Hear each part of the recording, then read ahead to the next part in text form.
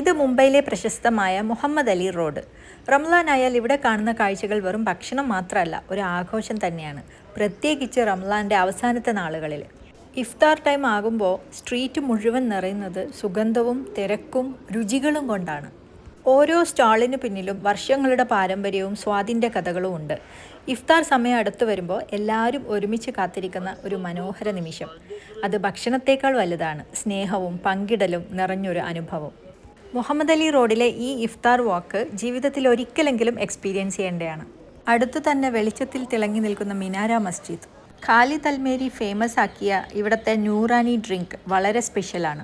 മുകളിൽ റബഡി ഒഴിച്ച് സെർവ് ചെയ്യുന്ന മൽപുവ എന്ന സ്വീറ്റ്. ഗോതമ്പ്, ഇറച്ചി, പ്രത്യേക മസാലകൾ ഒക്കെ ചേർത്ത് സ്ലോ കുക്ക് ചെയ്തെടുത്ത ഹൈദരാബാദി ഹലീം. പിന്നെ ഇവിടുത്തെ master piece item seekh kebab. ഇതിന് ഇവർ റൈസ് കേക്ക് എന്നാണ് പറഞ്ഞത്. നമ്മുടെ നാട്ടിലെ വെള്ളപ്പോഴയുടെ ഒക്കെ ഒരു ടേസ്റ്റ് ആയിരുന്നു ഇതിന്. മട്ക റബഡി, ഇത് ഡിഫറെൻറ്റ് ഫ്ലേവേഴ്സിൽ അവൈലബിൾ ആണ്. നമ്മൾ പ്ലെയിൻ ആണ് ട്രൈ ചെയ്തത്. അതുപോലെ ജിലേബി സ്റ്റാളുകൾക്കും കുനാഫ സ്റ്റാളുകൾക്കും ഇവിടെ പേര് കേട്ട പ്രശസ്തി തന്നെയാണ്. അത്താഴത്തിനുള്ള മൊറാദാബാദി പുലാവും കൂടെ വാങ്ങി ഞങ്ങൾ അവിടെ നിന്ന് തിരിച്ചു.